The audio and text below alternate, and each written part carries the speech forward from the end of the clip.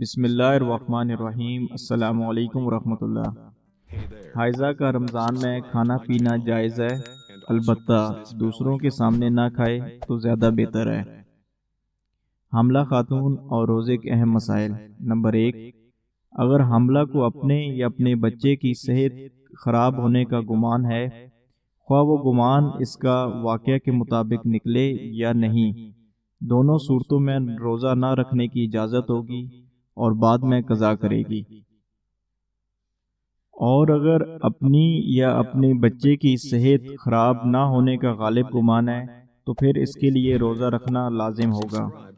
Number 2، حاملہ کو ایسی بات پیش آ گئی جس سے اپنی جان یا بچے کی جان کا اندیشہ ہے تو روزہ توڑ ڈالنا درست ہے۔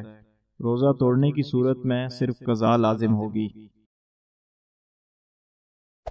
Hey there. Subscribe to my channel and also press this bell icon.